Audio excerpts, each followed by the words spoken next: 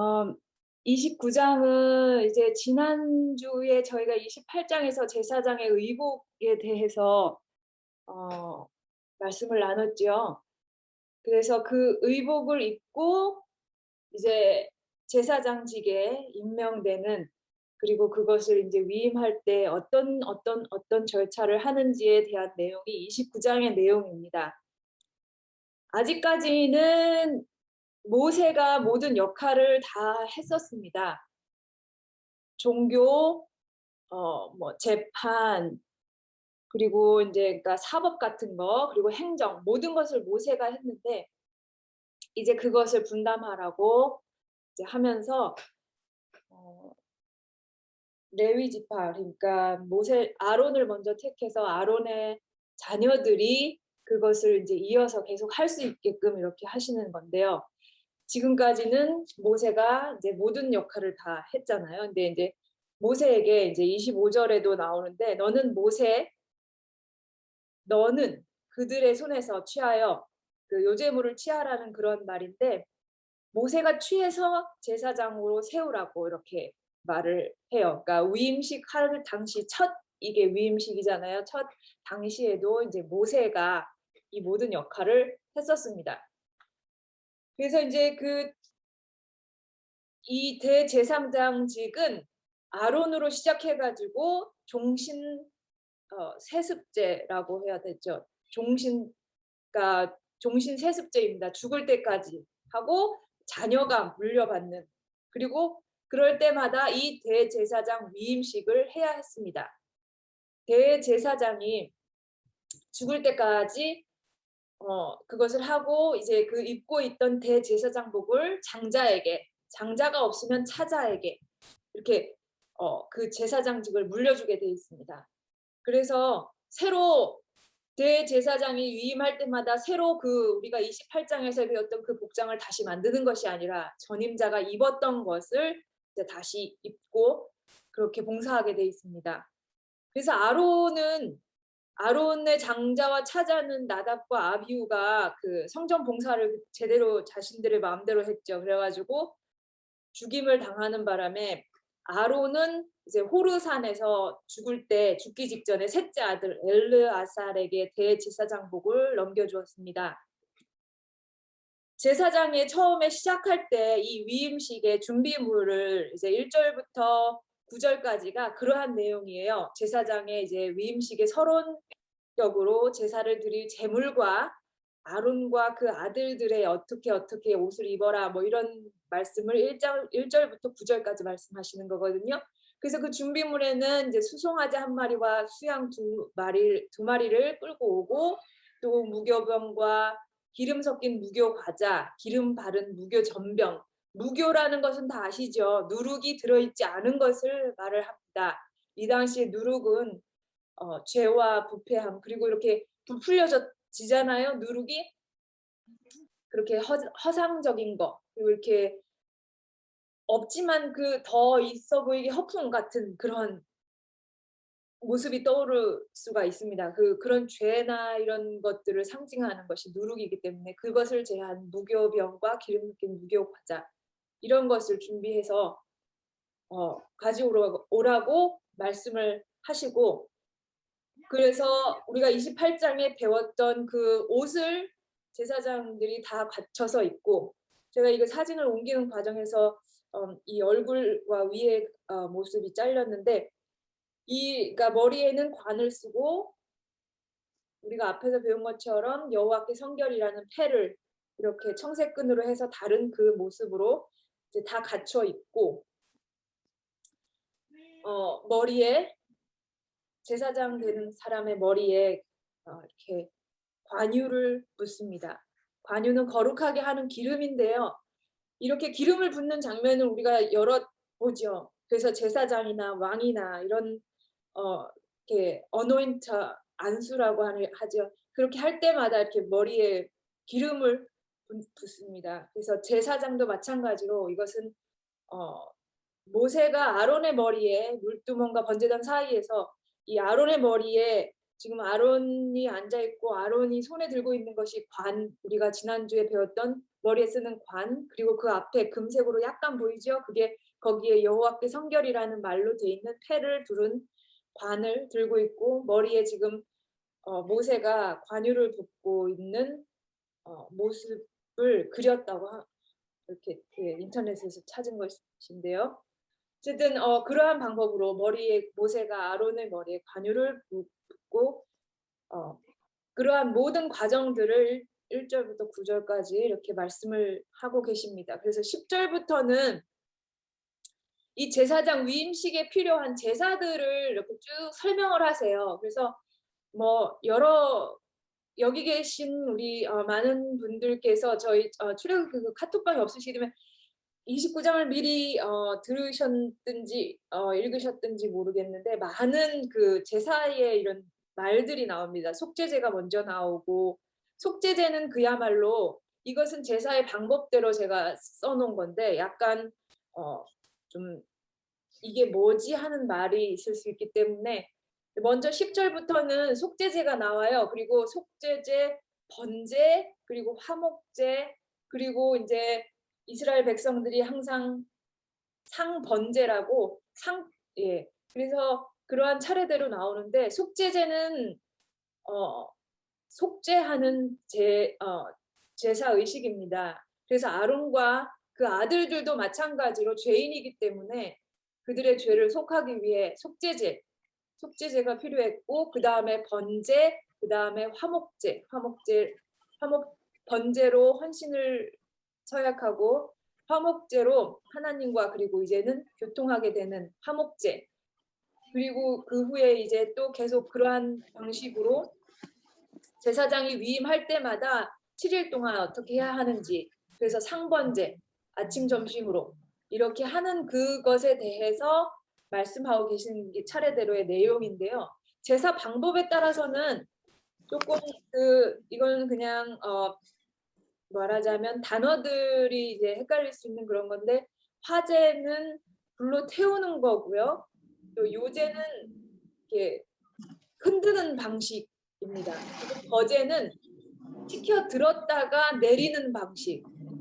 거제, 여기에 우리 29장에도 거제물이라는 말이 나와요. 거제, 식혀 들었다가 내리는 방식. 그리고 전제는 부어드리는 방식입니다. 포도주나 물인데요. 대부분 포도주를 부어서 이렇게 하는 방식의 제사를 전제라고 합니다. 그리고 또 한 말 다른, 그건 제사의 방법이 아니라 소제와 전제를 같이 드리라고 이제 뒷부분에 나오는데, 소제는 그 곡식을 말합니다. 우리 여기 어느 분 뮤트가 안 돼 있으신 것 같아요. 예, 뮤트를 해주시면 좋을 것 같습니다. 감사합니다. 그리고 여기 이제 그래서 10절부터 14절까지는요. 제사장의 위임식에 드릴 속죄제에 대한 규례예요. 아까 제가 말씀드린 그 속죄제는 이제 아론과 그 아들들의 죄를 속함받기 위해서 드려졌을 뿐만 아니라 제물을 드릴 제단의 속죄를 위해서도 드려졌습니다. 이렇게 함으로써 먼저 하나님께 제사 드릴 사람 및 기구가 성결함을 받아야 했던 것입니다. 그래야만 모든 제물이 하나님 앞에 향기롭게 연락되기 때문입니다. 그래서 그 뒤에 가면 제단까지도 그 속죄했기 때문에 제단도 거룩하다고 이렇게 말씀하고 계세요. 13절에는 그래서 그렇게 속죄제를 드린 그 제물을 13절에 모든 기름과 꺼풀과 두 콩팥 이것만 단 위에서 태우고, 그렇게 하신 이유는 희생 제물의 속부분이 가장 기름진 부위이기 때문에, 해당하기 때문에 그렇게 하라고 명령하셨습니다. 특히 내장은 짐승의 생명과 직접적인 관계가 있는 것으로 그 생명을 하나님께 바친다는 의미가 있습니다. 그리고 나서 14절에 고기와 가죽과 똥을 진 밖에서 불사르라고 이렇게 말씀하세요. 그러니까 고기까지도 진 밖에서 불사르라고 이렇게 말씀을 하십니다.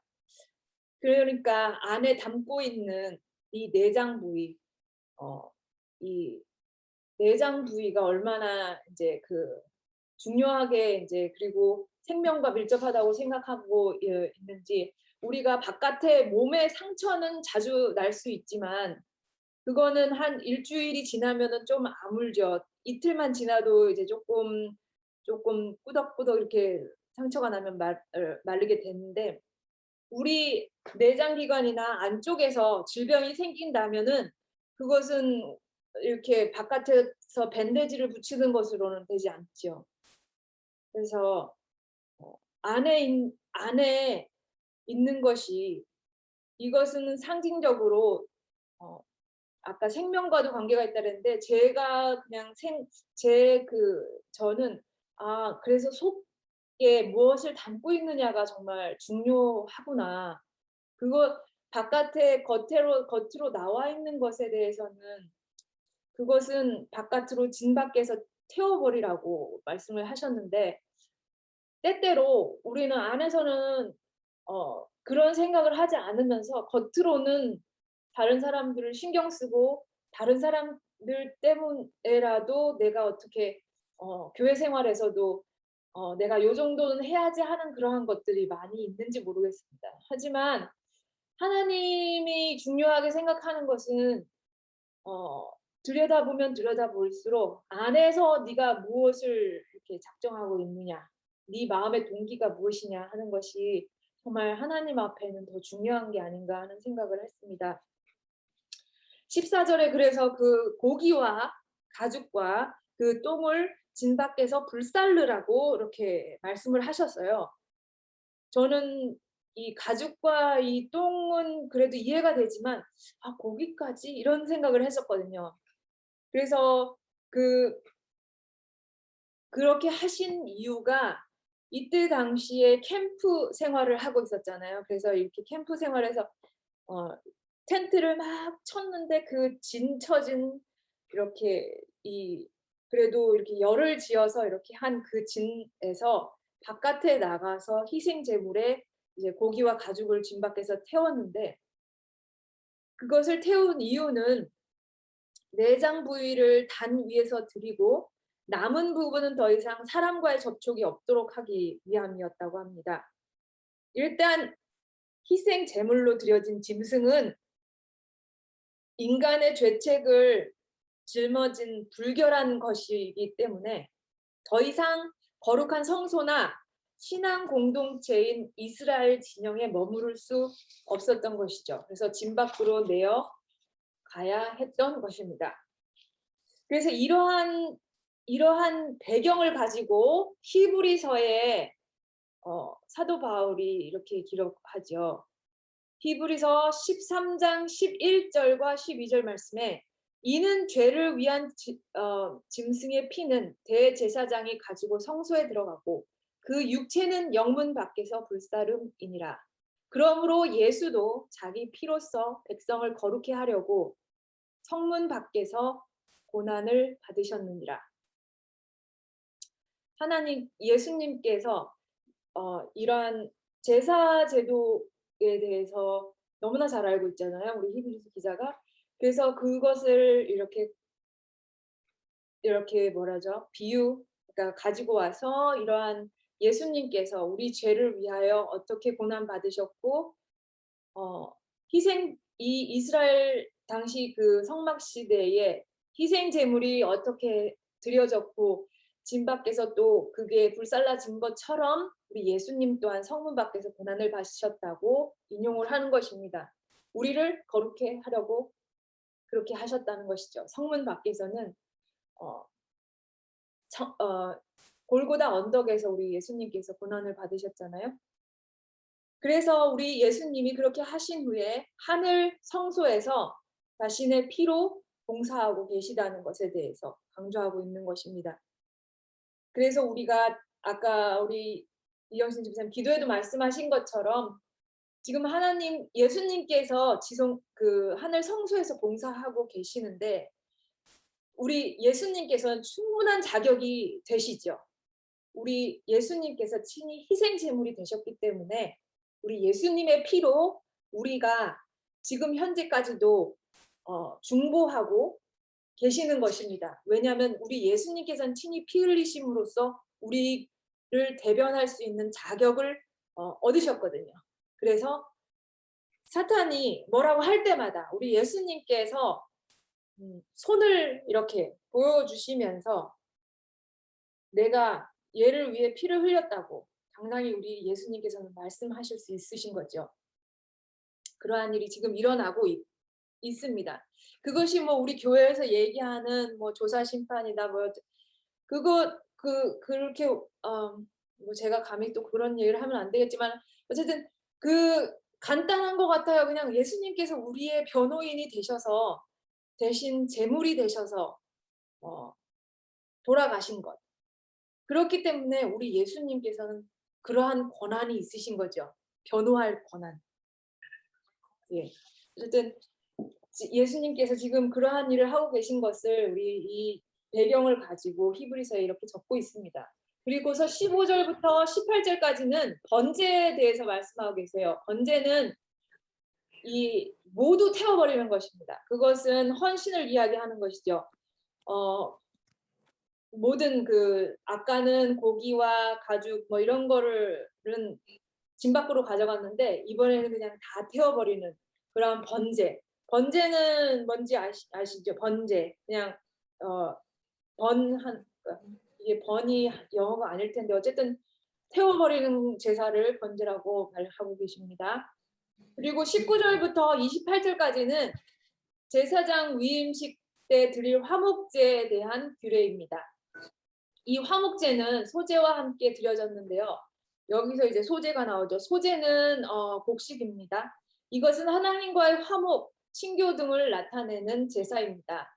이 화목제에서는 아론과 그의 아들들이 하나님께 받는 소유물이 있었는데요. 이것을 음식이라고 한다고 합니다.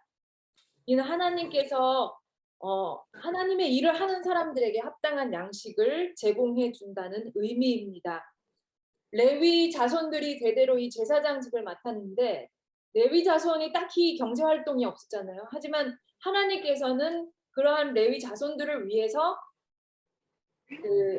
그들의 분깃을 딱 정해 놓으셨어요. 그래서 항상 가슴과 오른쪽 넓적다리는 아론과 그의 아들들의 것이 될 것이었습니다. 그래서 꼭 아론과 그의 아들들이지만 또 그 아들들 제사장직을 계속 이어서 할 그 사람들의 몫이 바로 가슴과 오른쪽 넓적다리는 항상 구별해서 제사장들이 취하는 그런 소유물이었던 것입니다. 그리고 20절에 보면은 오른쪽 귓부리와 오른손 엄지 그리고 오른발 엄지 이런 이렇게 거기에 그 화목제에서 나온 속죄제도 그렇고 번제도 그렇고 화목제도 그렇고 거기에서 피를 흘린 것을 피를 받아서 뿔에 바르고 단 주위에 흘려보내는 것은 세 개 다 공통적으로 마찬가지로 그렇게 했습니다. 속죄제, 번제, 화목제 다. 그리고 특별히 화목제에서는 그렇게 한 피를 또 어떻게 하냐면 제가 방금 읽은 그 오른쪽 귓부리, 그러니까 제사장의 오른쪽 귓부리 그리고 오른손 엄지, 오른발 엄지에 이렇게 바르도록 지시하셨습니다. 신체 부위에 바르는 것은 곧 하나님께 대한 제사장의 전적인 순종과 헌신을 상징적으로 보여주는 것인데요. 왜냐하면 사람이 손과 발에 엄지를 잃으면 힘을 쓸 수 없는 사람이 되기 때문입니다. 따라서 손과 발, 특히 그 중에서도 오른손과 오른발의 엄지는 힘을 나타내면서 또 여기에 피를 바른 것은 이것으로 열심히 봉사해야 함을 상징한다고 볼 수 있습니다. 반면에 또 귀는 대체적으로 예속을 의미하는 신체 부위입니다. 그렇기 때문에 고대 근동에서는 어떤 사람의 귀에 구멍을 뚫으면 그는 일평생 상전에게 소속된 사람으로서 충성을 다할 것을 의미하는 것으로 이해되었어요. 그렇기 때문에 예전에 그 종들에게 이렇게 귀를 뚫어서 그런데 그게 막히지 않게끔 고리를 달았죠. 그게 귀걸이죠. 예. 그러나 여기서 제사장의 귓불이 화목 제물에 피를 바른 것은 그가 하나님의 말씀을 주의 깊게 듣고서 그 말씀대로 철저히 순종해야 함을 상징하는 행위로 이해할 수 있습니다. 이제 21절에는요. 21절도 내내 그 이제 화목제에 대한 이야기인데 그렇게 하고 제단 위에 피와 관유를 옷에 뿌리라 이렇게 말씀을 하고 계세요. 그 숫 양의 피 중에 그리고 이 숫 양은 아까 우리 준비물에서 수송아지는 속죄제 때 썼고요. 그리고 양이 2마리가 남았죠. 1마리는 번제에 썼고 1마리는 화목제로 지금 쓰고 있는 겁니다. 그래서 그 숫양의 피 중에 단 위에 뿌리고 남은 피를 또다시 이 거룩한 목적에 쓰이는 관유, 아까 제사장 우리 아론의 머리에 부었던 그 7절에서 나오는 그 관유, 그 관유랑 섞어서 제사장의 옷에 뿌렸습니다.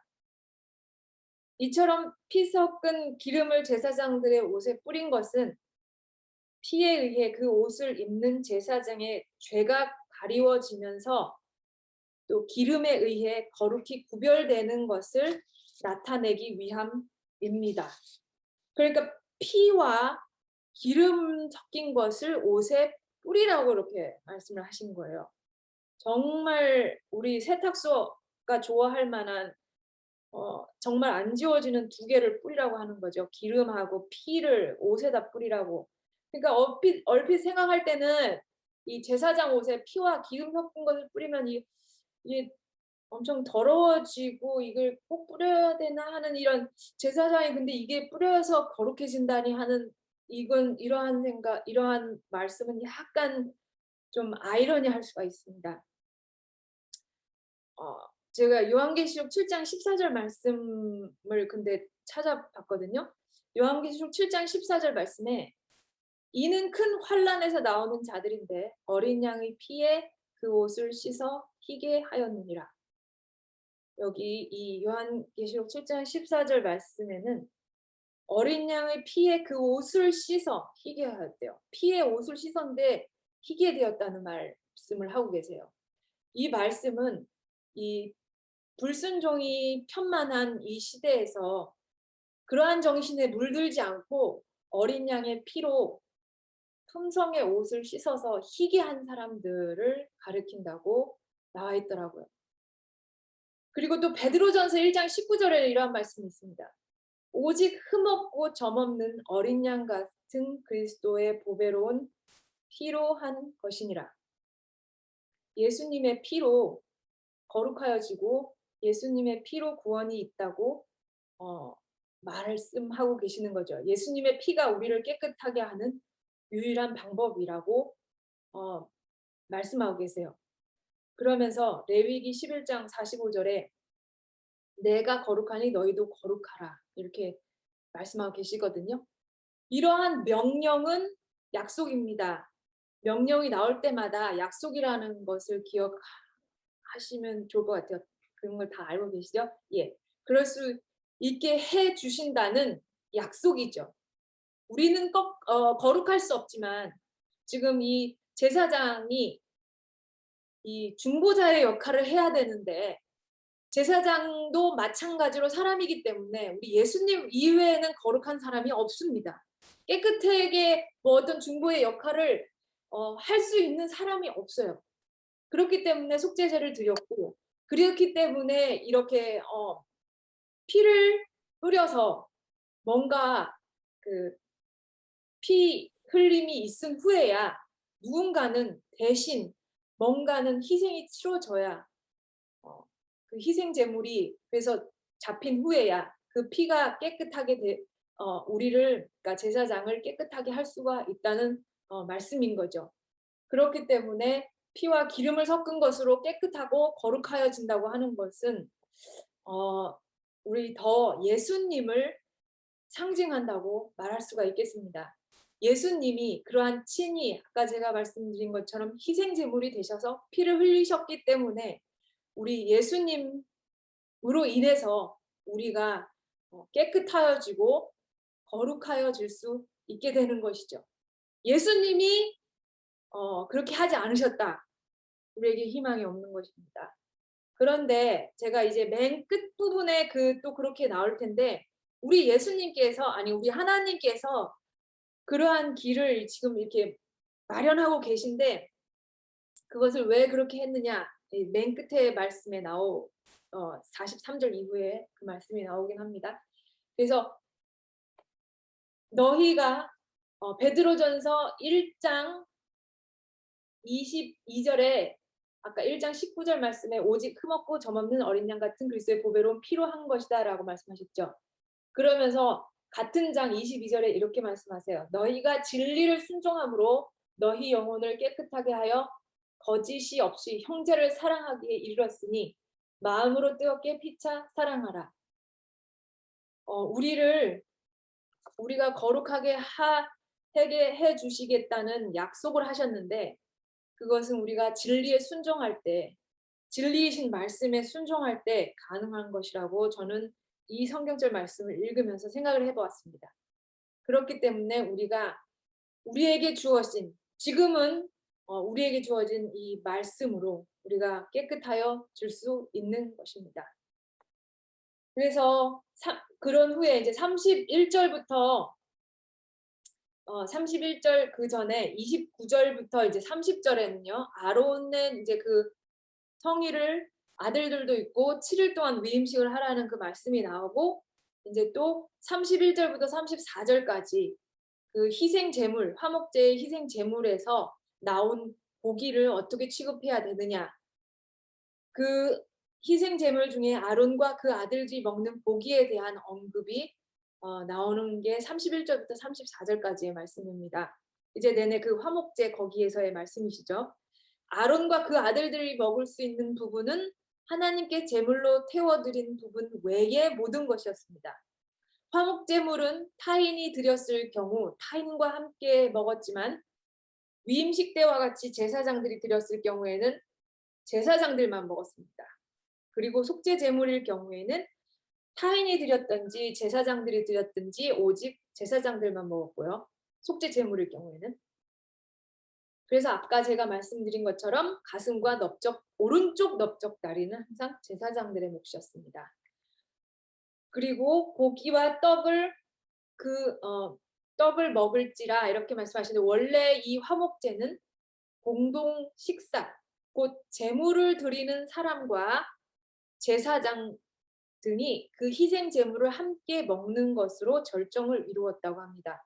이때 제사장들에게 돌아가야 할 못과 제단 위에서 불사르는 부분 이외의 고기는 제사를 드리려고 제물을 가져온 사람과 그러니까 제사장에게 돌아갈 가슴과 오른쪽 넓적 다리 외에 그리고 제단 위에서 태워야 하는 그 기름진 부분 외에 고기는 제사를 드리려고 제물을 가져온 사람과 가족 그리고 레위인까지 포함하는 공동의 양식으로 사용되었습니다. 하지만 여기서는 제사장 위임식을 위한 화목 제사였으므로 다른 사람들을 제외한 아론과 그의 아들들만이 식사에 참여하도록 규정하고 있는 것입니다. 한편 이때 그들이 먹을 수 있는 고기는 하나님께 제물로 불태워 바친 것을 제외한 모든 부분입니다. 그래서 제사장 위임식에서의 화목제에서 고기를 먹을 때는 제사장들만 먹는다는 주의점이 있고요. 그래서 타인이 함께 나누는 그러한 방식이 아니라 화목제이지만 제사장들만 위임식에서는 고기를 먹고 또 한 가지는 다음 날까지 남기지 말라고 했습니다. 그래서 다음 날에 아침까지 남아있으면 그 남아있는 것은 불사르라고 말씀을 하셨죠. 그래서 이처럼 제사 드린 후에 남은 고기는 당일에만 먹고 나머지는 모두 불태워야 했습니다. 그 이유는 이렇게 좀 그쪽 무더운 팔레스타인 지방에서 고기를 남겨두면 쉽게 부패할 수 있었기 때문이기도 하지만은 보다 근본적인 까닭은 이 거룩한 의식에 사용된 거룩한 음식이 경솔하게 취급되는 것을 방지하기 위해서 그러한 장치를 마련해 말씀하셨습니다. 그리고 이제 35절부터 40절, 37절까지는 그 아들들의 제사장직 위임식을 7일 동안 계속하라는 이렇게 지시를 하시는데요. 성경에서 7은 뭐죠? 완전한 숫자. 7이라는 것은 성경에서 종종 거룩함과 완전을 나타내는 숫자로 쓰입니다. 따라서 하나님께서 아론과 그 아들들로 하여금 7일 동안 계속 위임식 제사를 드리도록 한 것은 그들의 속죄와 헌신, 속죄는 속죄제, 헌신은 번제로 나타냈고요. 화목, 봉사 등을 거룩하고 온전케 하려고 하시는 하나님의 그러한 의도가 있으신 거죠. 그래서 7을 상징하는 7을 거룩함과 완전을 상징하기 때문에 이 모든 그 위임식이 거룩하고 완전하기를 나타내기 위해서 7일 동안이라고 말씀하셨습니다. 그리고 38절부터는 매일 드리는 제사, 우리가 상번제라고 하죠. 그 항상이라는 말 할 때 그 상자, 상번제에 대해서 나오는데요. 아침 저녁으로 1년 된 수양을 드리라고 말씀하셨습니다. 그리고 소제, 아까 소제는 곡식을 드리는 제물의 재료가 곡식입니다. 그래서 거기에 에바나 흰은 전제로 드리는 건데요. 에바는 이런 고체의 단위를 재는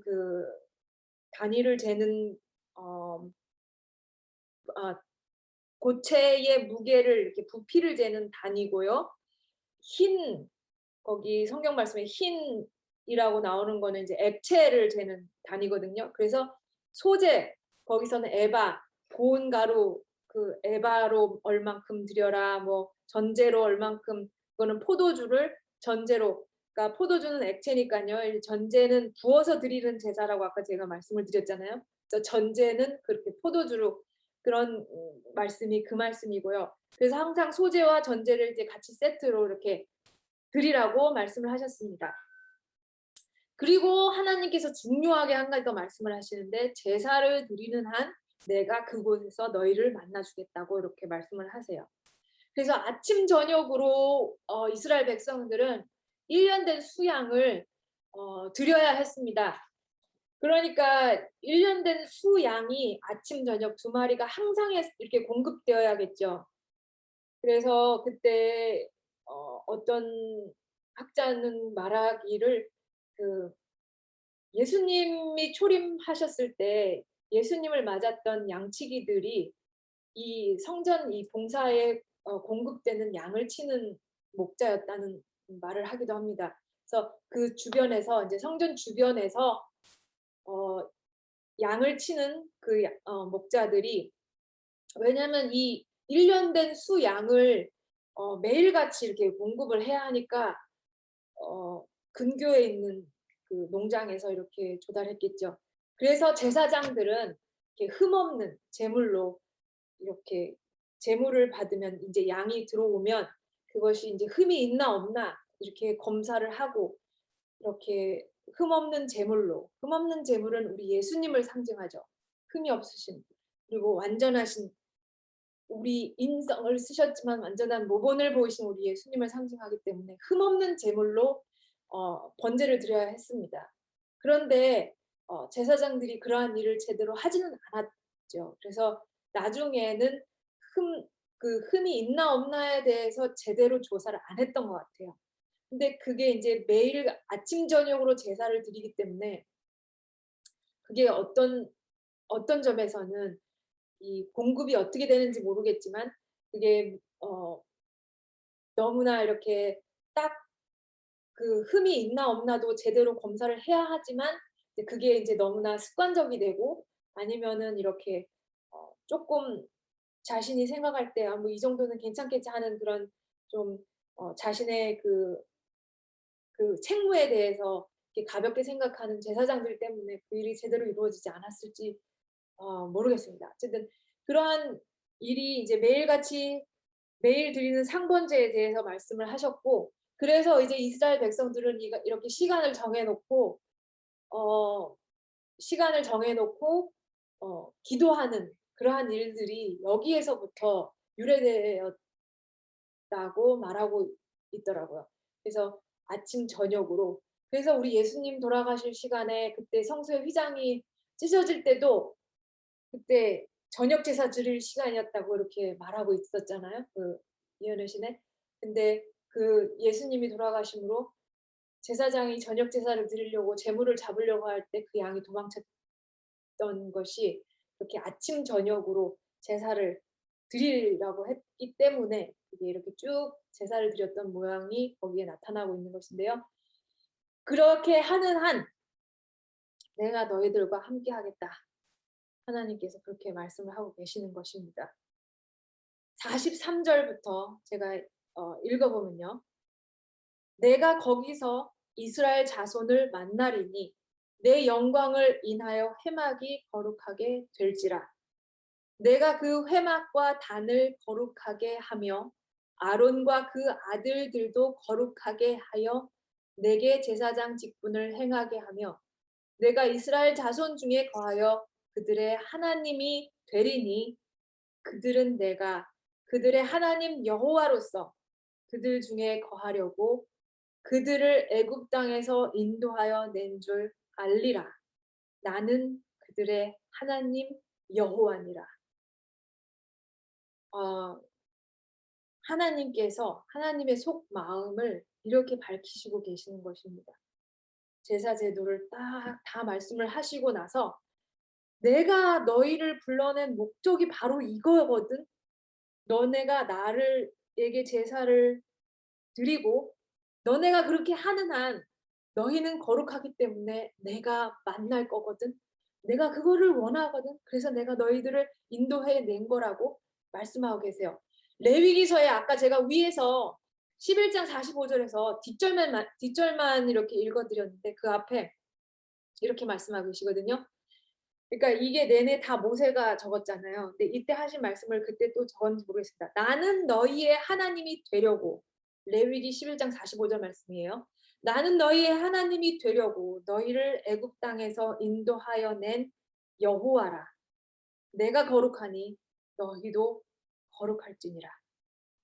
하나님께서 창세기에 천지를 말씀으로 지으셨잖아요. 저희들이 알다시피 우리가 믿잖아요. 그렇게 어마어마하신 분이 정말 이 지구를 조물딱 이렇게 빚으실 수 있는 분이, 그리고 지금 출애굽기 저희가 모두 살펴봤지만 그 출애굽기 역사에서 어떠한 이적들로 출애굽의 역사가 이어졌나요?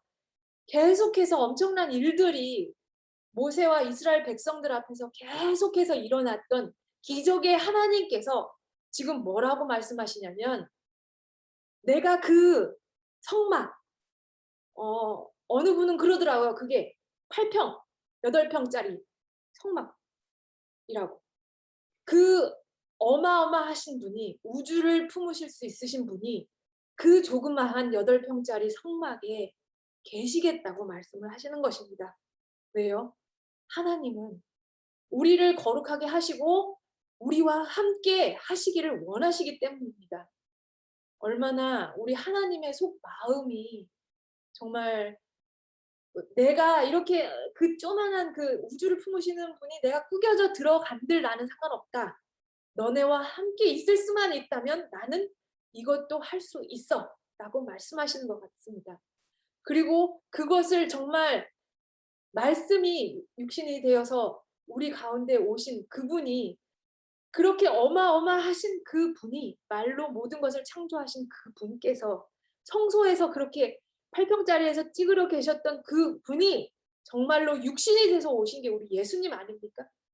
우리에게 이렇게 엄청난 사랑으로 우리와 함께 하시기를 원하시는 우리 하나님, 우리 예수님을 우리는 감히 아버지라고 부를 수 있는 특권을 가지고 있습니다.